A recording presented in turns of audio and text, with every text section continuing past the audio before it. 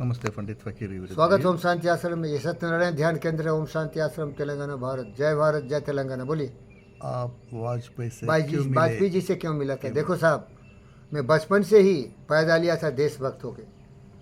चाचा जी मुझे पढ़ाई लिखाई सिखाए, लेकिन हमारी प्राकृतिक मानसिक संतुलन देशभक्ति से था। क्योंकि जब मैं पढ़ने लगा तो मैं समझ गया कि जो देशभक्त है ना, जो देश के सेवक हैं, जो समता का अधिकार रखते हैं नर नारी में और देश के लिए, तो मैं अपने घर में भी जाके देखो, सुभाष बोस, सुभाष रविन्द्रनाथ टैगोर, एंड विवेकानंद, भगत सिंह, हाँ विवेकानंद, बुद्ध भगवान, Yes. भगत सिंह, चंद्रशेखर आजाद, सब मेरे घर में मिलेंगे। Yes. तो जब मैं वाजपेयी जी के बारे में पढ़ता था, क्योंकि एनएमडीसी में मैं चपरासी था उस समय, तो वाजपेयी जी प्राइम मिनिस्टर बनने वाले थे। बहुत जोर शोर से पेपर में आता था कि ये prime minister in the making. तो एनएमडीसी में एनपीटी का सेकेंड रैंक चपरासी था, तो उसने हमें ऑफिशियल ड्यूटी में भेजा।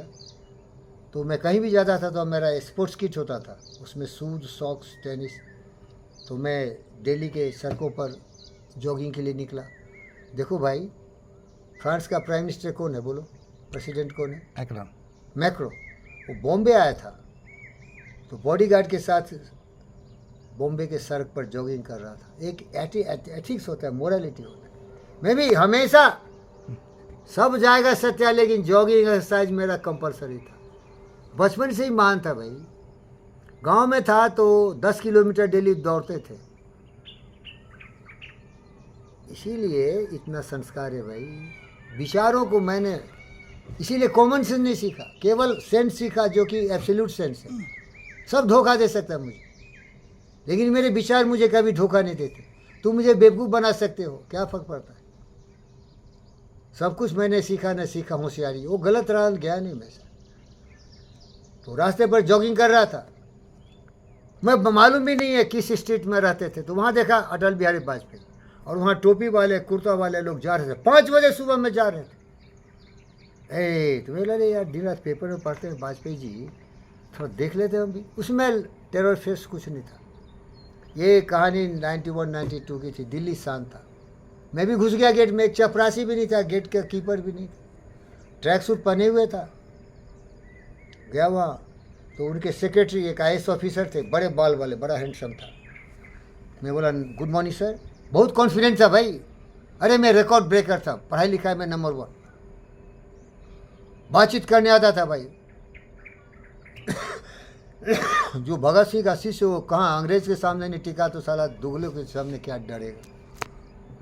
बोला very good morning sir, I want to meet mister Vajpayee. बोला व्हाट्स योर पर्पस? बोला my purpose is just to see him because he's the greatest man India has produced, or the rank of Patel. I treat him as a Patel, a true patriot. Give me your card. Sir, I have no card because I am jogging. There is no business here. I saw his house, so I want to meet him. There is no intention that I should meet him. बोला चलिए, take the paper, write your name and details. मैं लग गया, Virendra Kumar Chaudhary, NMDC and all, doctor Virendra Kumar Chaudhary. वो slip चपरासी को दिया, दे आओ। और लोग आ रहे थे, जा रहे थे, इलेक्शन का टाइम था। उसके बाद प्राइम मिनिस्टर बने। 2 घंटा बैठ गया, अंधेरा था, सूरज निकल गया। अब बोला सर अब मैं जा रहा हूँ, क्योंकि मैं ऑफिशियल ड्यूटी में हूँ सर, और वाजपेयी जी बिजी है सर, तो जा रहा हूँ। बोला 1 मिनट रुकिए, 1 मिनट रुकिए। हिंदी बोलते थे। अरे वो तो हिंदी के भाषी थे ना, वो सब तो देशभक्त हैं भाई। तो मैं नहीं सर, मैं अब नहीं रुकूंगा, क्योंकि मैं नौकरी छूट जाएगा सर। क्या करा? झूठ नहीं बोलता हूँ, याद रख रे, झूठ नहीं बोलता सत्या।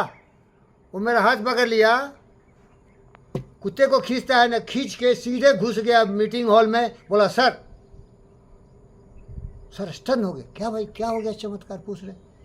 मीटिंग चल रही है। बोलता हाँ मीटिंग चल रही, मुझे मालूम है। ये आदमी से मिलिए आप। बंद, साहब बंद कर। बोलते हैं भाई देखिए आप डॉक्टर BK चौधरी हैं, आपका एक कार्ड आया।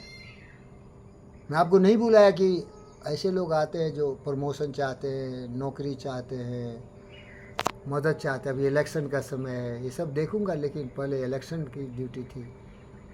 लेकिन अब बड़ा गंभीर है ये, तो पूरा मीटिंग बंद कर दिए सेक्रेटरी साहब। क्या चाहिए आपको?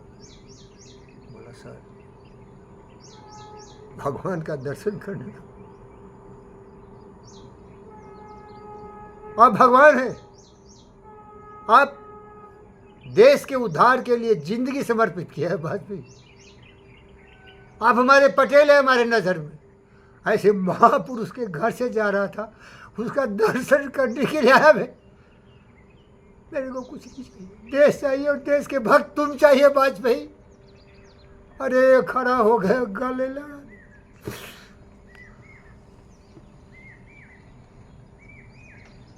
बोले भारत जिंदा है कि आपके जैसे लोग हैं भाई। भारत जिंदा है जब तक आपके जैसे दोस्त है जिसको देश प्रेम हो। यहाँ सब फरे भी आते नौकरी के लिए, प्रमोशन के लिए, अपनी काम वासना पूर्ति के लिए, तरह तरह से। लेकिन देशभक्त का आप मुझे एक लेसन दे रहे हैं कि देशभक्ति भी है।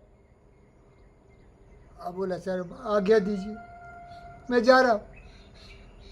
जीते रहो वाजपेयी, आप हमारे देश के प्रधानमंत्री बनिए। तो फिर वो गंभीर हो गए, बोले क्या आप मुझे आशीर्वाद दे रहे हैं? बोला आशीर्वाद नहीं, शुभकामनाएं दे रहा हूँ। नहीं लग रहा है कि आप मुझे आशीर्वाद दे रहे हैं, ऐसा करके बोले।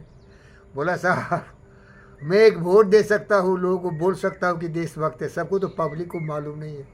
पब्लिक तो जाति, धर्म, मजहब, क्षेत्र के आधार पर वोट देती है। हम तो फकीर है साहब, मेरे पास कोई जादू का डंडा नहीं है कि आपको प्रधानमंत्री बना दूंगा।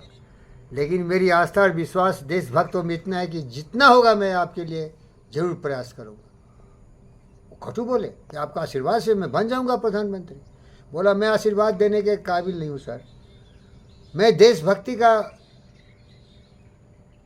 यही सबूत है कि मैं लोगों को बोलूँगा कि ये सही कैंडिडेट है, इनको प्रधानमंत्री। Thank you sir. Thank you.